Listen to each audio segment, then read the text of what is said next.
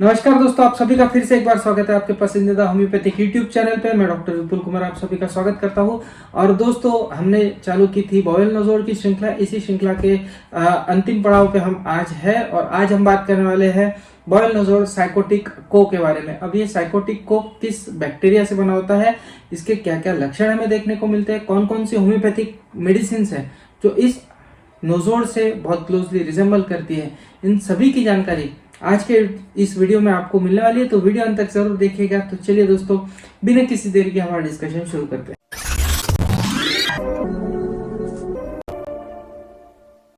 दोस्तों, आगे बढ़ने से पहले आप सभी से अनुरोध रहेगा कि यदि आप मेरे चैनल पहली बार देख रहे हैं तो प्लीज चैनल को सब्सक्राइब कर दीजिए और साथ ही साथ बेल आइकन का बटन दबा दीजिए, जिससे जब भी मैं कोई नया वीडियो अपलोड करूं तो उसकी नोटिफिकेशन तुरंत आपको मिल जाए। तो चलिए दोस्तों, बात करते हैं इस नोजोर की, जिसका नाम है साइकोटिक को।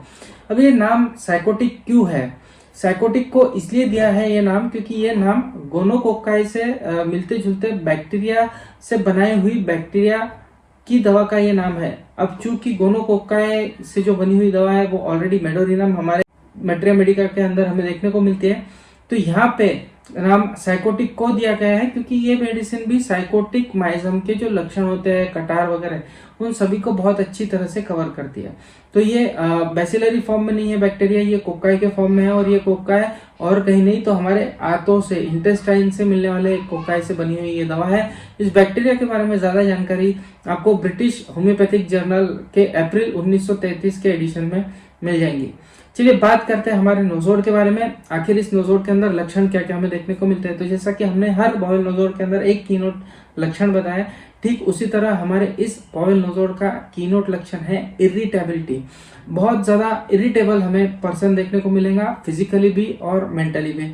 अब इरिटेबिलिटी हमको म्यूकस मेम्ब्रेन में खासकर इसके देखने को मिलेगा। म्यूकस मेम्ब्रेन यानी हमारे नाक के अंदर जो कवरिंग होती है, मुंह के अंदर जो कवरिंग होती है, पूरी आंतों के अंदर जो कवरिंग होती है, राइट अप टू एनस, म्हणजे गुद्वार तक के जो अंदर की लाइनिंग होती है वो म्यूकोसा की बनी होती है। और यहाँ पे म्यूकस मेम्ब्रेन की इरिटेबिलिटी, यहाँ पे हर जगह पे यदि कहीं पे भी कुछ गड़बड़ी हमें देखने को मिलती है, म्यूकस मेम्ब्रेन के अंदर इरिटेबिलिटी देखने को मिलती है, तो ऐसी इरिटेबिलिटी को कवर करने की क्षमता हमारे आज के इस नोजोर के अंदर हमें देखने को मिलती है।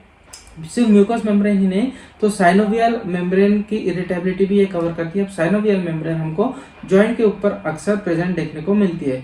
तो मोटा मोटी आपको ध्यान में आ गया होगा, इसका एक्शन मेनली हमको या तो जीआईटी या फिर जॉइंट्स के ऊपर देखने को मिलता है। मेंटली बात कर लेते हैं, पेशेंट का स्वभाव कैसा होता है। तो पेशेंट थोड़ा सा नर्वस होता है, इरिटेबल होता है। इरिटेबिलिटी हमने कहा कि फिजिकल और मेंटल दोनों स्पीयर पे हमें देखने को मिलेगा। तो चिड़चिड़ा पेशेंट के अंदर बहुत ज्यादा रहेगा। पेशेंट विल बी टेम्पररी, यानी बहुत ही जल्द उसको गुस्सा आ जाएगा। बात कोई हुई नहीं कि चिड़चिड़ करना, गुस्सा करना शुरू हो जाता है। तो ये क्लिनिकल फीचर कुछ कुछ हमें देखने को मिलता है लाइकोपोडियम की तरह। लाइकोपोडियम जितना चिड़चिड़ा होता है, ठीक उतना ही चिड़चिड़ा हमको साइकोटिक को का पेशेंट देखने को मिलता है। इसके अलावा पेशेंट को अंधेरे में जाने से बहुत ज्यादा डर लगता है, बहुत डरपोक सा होता है। पेशेंट अकेला नहीं रहेगा, हमेशा किसी न किसी की कंपनी में रहेगा। अकेला रहना उसे पसंद नहीं होता है। इसी के अलावा पेशेंट के चेहरे पे हमको ट्विचिंग्स देखने को मिलती है। बार बार पेशेंट आंखें पलके भी हमें झपकाता हुआ देखने को मिलता है। तो ये मेंटल लेवल पे हमें देखने को मिलती है कि बार बार चेहरे को ऐसा ऐसा करेगा या कुछ ट्विचिंग करेगा या फिर पलके झपकाएगा। ये मेंटल लेवल पे करता है, उसे कोई बीमारी नहीं होती लेकिन फिर भी ऐसा करते रहता है वो आदतन। तो ये लक्षण हमें मानसिक तौर पे साइकोटिक को के अंदर देखने को मिलते हैं। बात करते हैं सिर के अंदर। तो सिर के अंदर मेनिंजाइटिस के लिए बहुत ही अच्छी दवा है, चाहे एक्यूट कंडीशन हो चाहे क्रॉनिक कंडीशन हो। यदि सिर दर्द पेशेंट के अंदर हमें देखने को मिलता है, चाहे सिर दर्द अपने आप से हो या फिर साइनस की तकलीफ थी पहले, बाद में चल के सिर दर्द उसे शुरू हो गया हो, या फिर हो सकता है कि पेशेंट को ट्यूबरकुलोसिस हुआ हो मेनिंजेस के अंदर, टीबी ऑफ मेनिंजेस, इन सभी केसेस के अंदर हमें इस दवा का इंडिकेशन देखने को मिलता है। साइकोटिक को ऐसे सभी लक्षणों में आपको आराम दे सकता है। यहाँ पे ये कुछ कुछ सिमिलर है हेलेबोरस से। हेलेबोरस नाम की होम्योपैथिक दवा आती है जो मेनिंजाइटिस के लिए बहुत अच्छी दवा है, खासकर ट्यूबरकुलर मेनिंजाइटिस की। तो ठीक उसी तरह हमको साइकोटिक को के बारे में भी ऐसे रोगियों के बारे में सोचना चाहिए। तो ये लक्षण हमको सिर के अंदर भी देखने को मिलती है।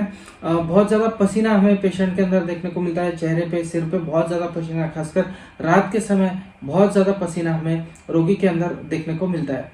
बात कर लेते हैं इसके डाइजेस्टिव सिस्टम के बारे में। तो बहुत ज़्यादा इरिटेशन हमको डाइजेस्टिव ट्रैक्ट का पेशेंट के अंदर देखने को मिलेगा। पाचन क्रिया उसकी गड़बड़ाई हुई हमें देखने को मिलती है। कटारल कंडीशन, जैसा कि हमने बताया, कटार बहुत ज्यादा देखने को मिलता है। कटार यानी जब म्यूकोसल मेम्ब्रेन का सिक्रेशन बहुत ज्यादा होता है तो उसे हम कटार कहते हैं। तो ये कटार हमें देखने को कैसे मिलता है? एक्यूट या क्रॉनिक गैस्ट्रो एंटराइटिस हमें बच्चे के अंदर देखने को मिलेगा, यानी ज्यादा कटार रहेगा जीआईटी के अंदर, एलिमेंट्री ट्रैक्ट के अंदर, तो वहां पे हमको इरिटेबिलिटी देखने को मिलेंगी। बहुत ज्यादा लूज स्टूल हमें पेशेंट के अंदर देखने को मिलेंगे। एक्सकोरिएटिंग स्टूल हमें देखने को मिलेंगे, यानी स्टूल जब भी होते हैं पेशेंट को जलन सी हमें वहां देखने को मिलती है। यहाँ पे ये रिजेंबल करती है मेडोरिनम। तो मेडोरिनम को भी ये क्लोजली रिलेट करती है, खासकर इन गैस्ट्रो इंटेस्टिनल सिम्टम्स। तो ये सभी लक्षण हमको जीआईटी के अंदर देखने को मिलते हैं। जैसे ही पेशेंट सुबह उठता है, बेड के बाहर पैर नहीं रखता है, तो पहले उसको पेट साफ करने जाना होता है।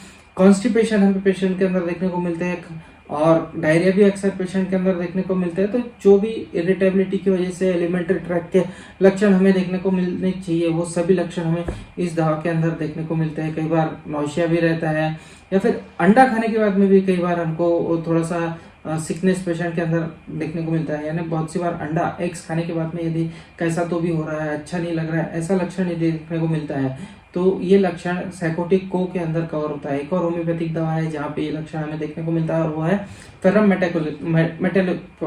फेरमेट के अंदर भी बहुत ज्यादा अंडा खाने से जब अनइजीनेस हो जाता है, तो ऐसी कंडीशन को फेरम मेटालिकम भी कवर करती है। तो वहां पे इन दोनों दवाइयों के अंदर इस लक्षण को लेकर हमें सिमिलैरिटी देखने को मिलती है।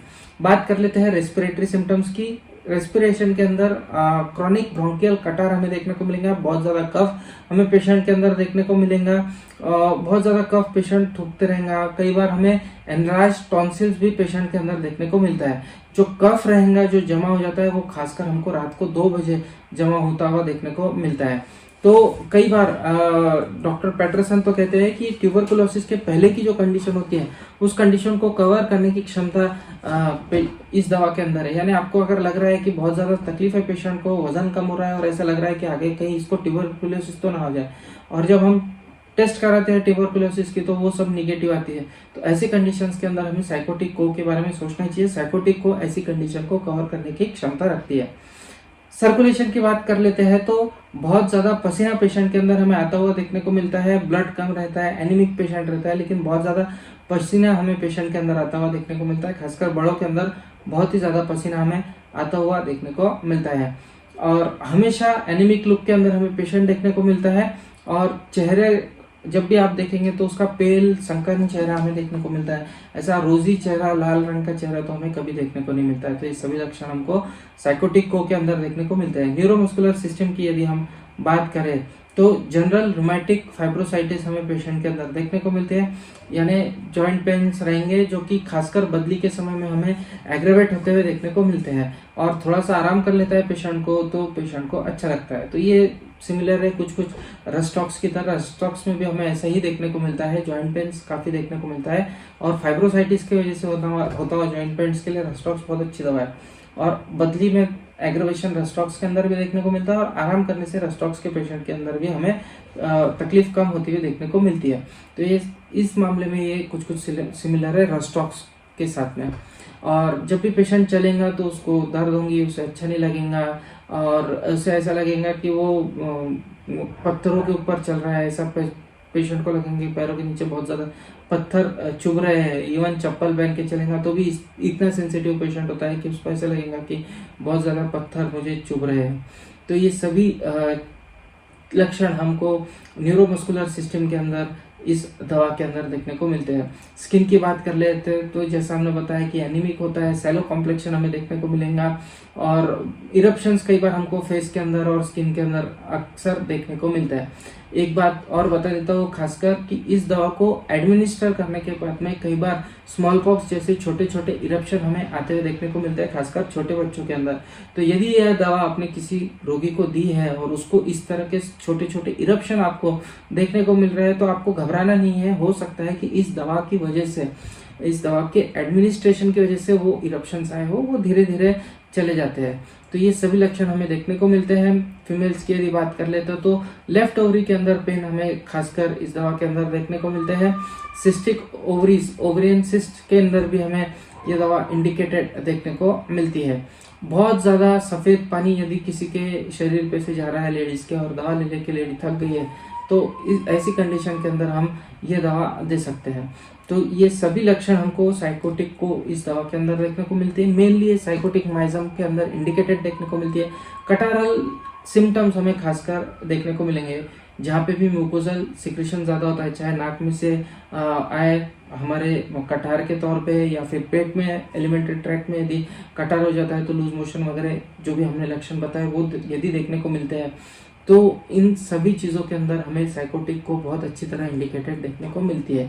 और कौन कौन सी दवाइयों के साथ में क्लोजली रिलेटेड है तो हमने लक्षणों के हिसाब से बता दिया है आपको। लाइकोपोडियम, हेलेपोरस, फेरमेट और रस्टॉक्स जैसी दवाइयों के साथ में ये दवा क्लोजली रिलेटेड है। इवन मेडोनियम के साथ में भी ये क्लोजली रिलेटेड है। तो ऐसे मिक्स लक्षण आपको देखने को मिल रहा है कि इनमें से 2 या 3 दवाइयाँ इंडिकेटेड देखने को मिल रही है।